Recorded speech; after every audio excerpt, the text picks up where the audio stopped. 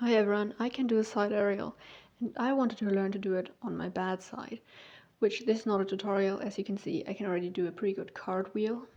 And that's how I started. I warmed up my running cartwheel, and then I tried to touch the ground less, or later, and you can clearly already see an improvement with each new try. Then I took a little break to try out a skill I suddenly remembered I used to be able to do, which that's not what was supposed to happen. I promise, I used to be able to do this quite easily, but it's not coming right.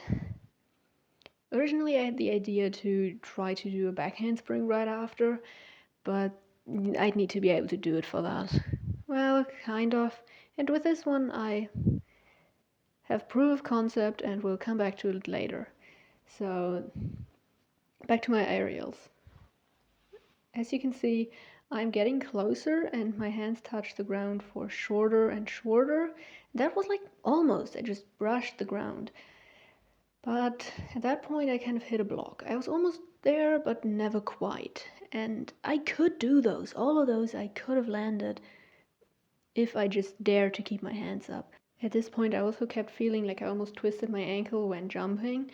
And so the smart option would have been to go home and try again another day. Instead, I put on shoes in hopes of somehow having steadier footing, which it did actually help. I came close again on some of them. Some of them were pretty shit. But there is an improvement, and if you're wondering why I'm so far away from the camera, I simply didn't notice. This one was actually with no hands, and when I checked that, I saw how far away I am, and I started again closer.